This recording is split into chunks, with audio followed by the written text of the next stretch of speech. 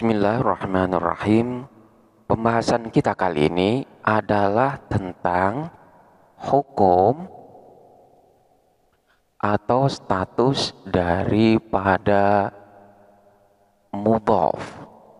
Kita ketahui bahwa isim nakiro adalah setiap kalimat isim yang memiliki makna umum. Artinya, makna yang terkandung di dalam isim nakiro itu tidak khusus pada sesuatu tertentu. Contohnya ketika kita mengatakan rojulun. Lafaz rojulun ini memiliki makna umum, yaitu orang laki-laki. Setiap orang laki-laki dapat dikatakan sebagai rojul. Lalu ketika lafaz rojul ini dimudhofkan atau disandarkan kepada kalimat yang lain, sehingga kalimat yang lain ini memiliki status sebagai mudhof ilaih dan lafaz rojul ini sebagai mudhof, lalu apa dan bagaimana status hukum daripada lafaz rojul ini? Inilah fokus pembahasan kita pada saat sekarang ini. Ketika isim nakiroh disandarkan atau dimudhofkan kepada kalimat yang lain, maka mudhof memiliki beberapa status hukum. Yang pertama, ada kalanya mudhof itu nantinya akan menjadi ma'rifat. Menjadi ma'rifat. Hal ini terjadi manakala mudhof ilaihnya ini berupa isim ma'rifat. Contohnya seperti lafaz gulam. Gulamun ini mengandung makna nakiroh. Setiap anak laki-laki masuk dalam kategori gulam. Kemudian nantinya manakala lafaz gulam ini dimudhofkan kepada isim ma'rifat, maka status daripada gulam ini akan berubah yang asalnya nakiroh menjadi ma'rifat. Seperti manakala kita mengatakan najaha gulamu Zaidin. Najaha sukses atau berhasil. Gulamu Zaidin, siapa anaknya Zaid. Jadi pada asalnya ketika kita mengatakan gulam, anak laki-laki, semua anak laki-laki masuk dalam kategori gulam. Namun ketika gulam disandarkan kepada lafaz Zaid, maka ini hanya tertentu kepada anak laki-lakinya Zaid dan tidak anak laki-laki yang lain. Dari sinilah lafaz gulam yang merupakan isim nakiroh mendapatkan makna ma'rifat. Karena memang disandarkan kepada isim ma'rifat. Jadi maknanya sudah menjadi tertentu hanya pada satu maksud dan makna saja, yaitu anaknya Zaid. Selain anaknya Zaid tidak masuk dalam kategori gulamu Zaidin. Ini adalah status yang pertama.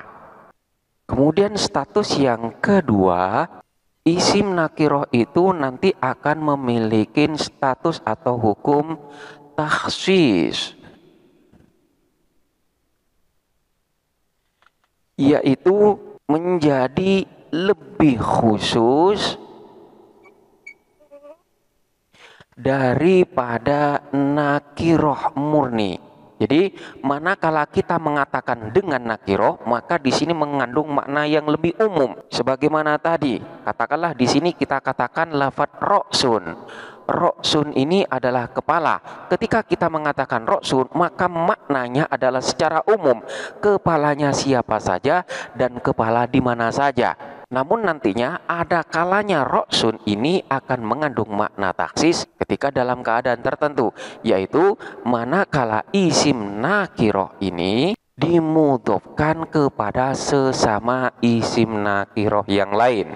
Kita ambil contoh seperti lafaz roksun di dalam susunan kalimat. Masahtu ala roksi yatimin. Masahtu mengusap siapa aku ala roksi yatimin kepada kepalanya anak yatim. Pada asalnya lafadz roksun mengandung makna yang sangat umum. Namun ketika lafadz roksun ini dimudofkan kepada lafadz yatim, maka lafadz roksun ini memiliki makna pengkhususan, di mana sifat khusus ini masih belum sampai kepada derajat makrifat. Namun manakala dibandingkan dengan nakiroh murni, dia itu masih berada di atasnya, memiliki makna yang lebih khusus. Jadi statusnya berada di antara nakiroh murni dan makrifat. Jadi statusnya berada di tengah-tengah antara keduanya. Dalam susunan ini dikatakan bahwa saya ini mengusap kepalanya anak yatim, bukan kepala orang lain. Yang saya maksudkan di sini adalah kepala khusus anak yang yatim. Yang bukan yatim tidak termasuk di dalam kategori roksu yatimin. Apakah maknanya ini sudah menjadi makrifat? Masih belum, karena memang masih belum nyampe kepada tingkatan makrifat. Namun secara makna dia sudah memiliki makna yang lebih khusus daripada nakiroh murni. Jadi secara lafadz masih masuk dalam kategori isim nakiroh. Kemudian yang ketiga, ada kalanya status daripada isim nakiroh yang dimudofkan kepada kalimat yang lain itu memiliki fungsi sebagai takhfif, yaitu meringankan bacaan yang ada. Hal ini terjadi manakala mudhofnya ini berupa isim fa'il, sementara mudhof ilaihnya ini adalah merupakan makmul dari isim fa'il itu sendiri. Sebagaimana kita ketahui bahwa isim fa'il merupakan salah satu dari kalimat isim yang dapat beramal sebagaimana kalimat fi'il, yaitu dia memiliki fa'il dan juga dapat memiliki maf'ul bih. Sehingga ketika kita mengatakan ja'a boribun, ja'a datang, boribun siapa orang yang memukul. Lafaz boribun ini adalah isim fa'il dan dia bisa memiliki maf'ul bih, dan maf'ul bihnya itu nanti akan dibaca nasab dengan tanda nasab yang sesuai dengan jenis kalimatnya.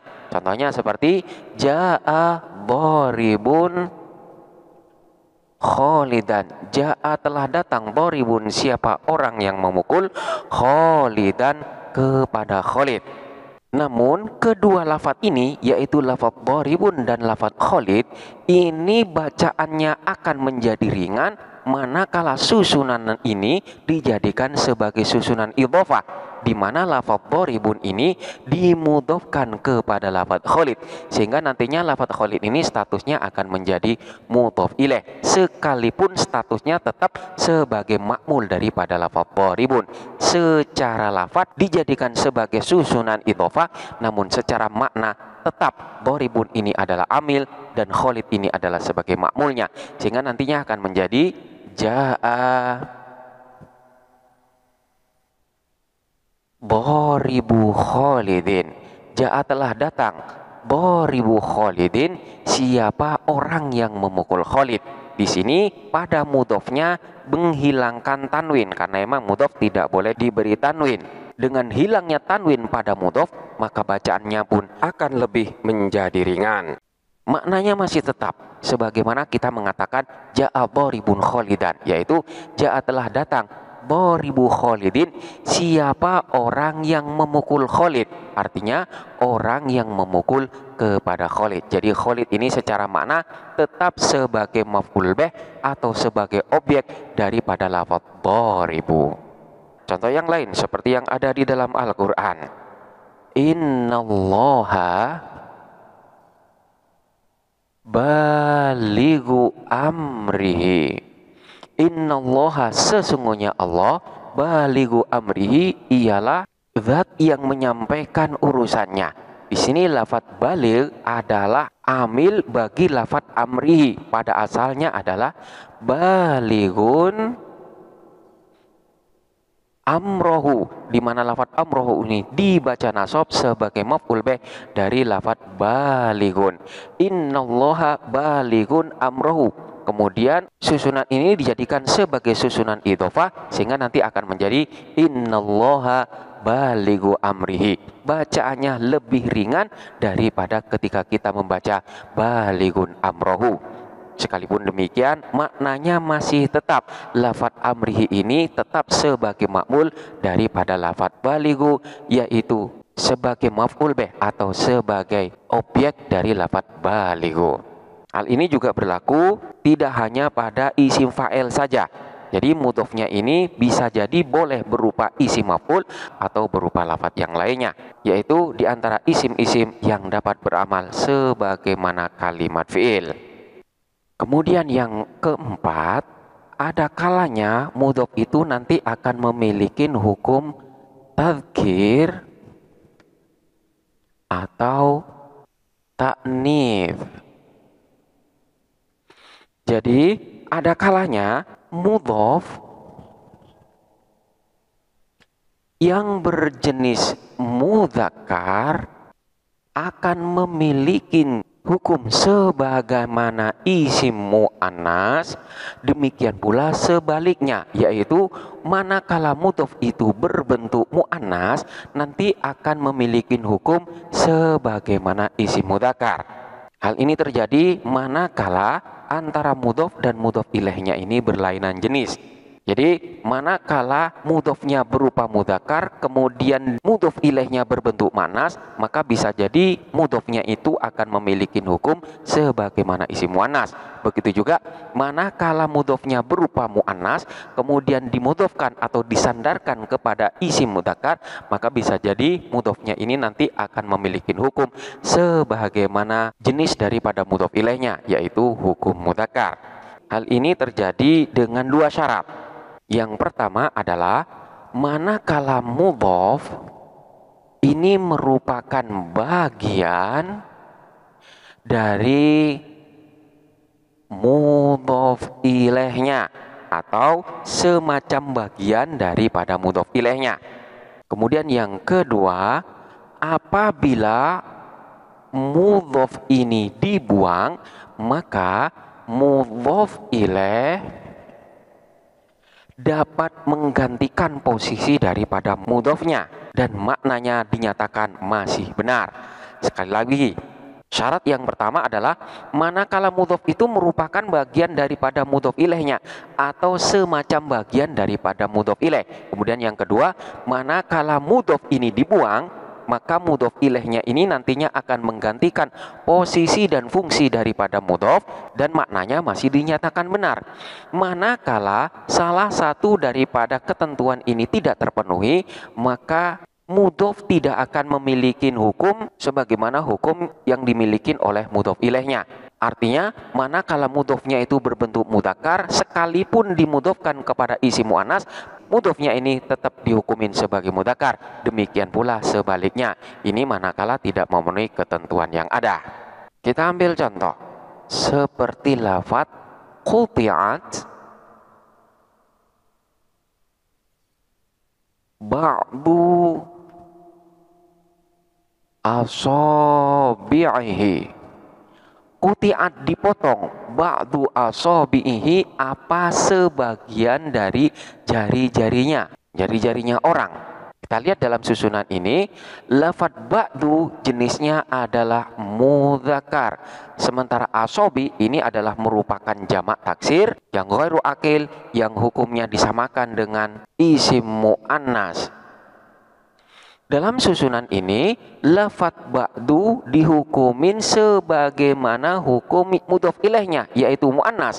Hal itu dapat diketahui dari bentuk fiilnya, yaitu quti'at, di mana pada fiil ini diiringin dengan ta'nis yang merupakan tanda bahwa fa'ilnya adalah merupakan isim muannas.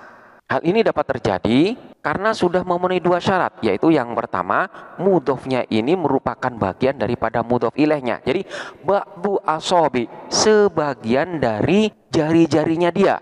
Jadi mudhof merupakan bagian dari mudhof ilaihnya. Dan kemudian yang kedua, manakala mudhofnya ini dibuang, maka mudhof ilaihnya itu nanti akan menggantikan posisi daripada mudhof dan itu maknanya masih benar. Sehingga nantinya akan menjadi quti'at asabi'uhu, maknanya masih benar. Mengingat pada fiilnya sudah diiringi dengan tak taknis yang sudah cocok dan tepat manakala fa'ilnya berupa lafaz asabi. Jadi mengatakan quti'at ba'du asabi'ihi ini benar, dan mengatakan quti'at asabi'uhu maknanya juga masih benar dan tidak salah. Sekalipun secara makna memang nantinya akan berbeda. Karena ketika kita mengatakan quti'at ba'du asabi'ihi, yang dipotong itu hanya sebagian karena memang terdapat lafaz ba'du. Manakala lafaz ba'du ini dibuang, maka maknanya adalah jari-jarinya terpotong. Bisa jadi sebagian, bisa jadi semuanya. Namun secara kaidah ini sudah dianggap benar, quti'at asabi'uhu. Kemudian contoh yang kebalikannya, di mana mudhofnya berupa muannas sementara mudhof ilaihnya berupa mudzakkar, yang nantinya mudhof muannas akan dihukumin sebagaimana mudhof ilaihnya, yaitu isim mudzakkar. Seperti lafaz mudghatu al-lisan jalibun lil bala'i wadafi'un lin naqami. Mudghatul lisani, adapun segumpal daging yang disebut dengan lisan itu, jalibun lil bala'i, ialah mendatangkan lil bala'i pada bala, bencana, wadafi'un lin naqami, wadafi'un dan menolak, lin naqami pada bencana. Segumpal daging yang disebut lisan itu mendatangkan bala dan menolak bencana.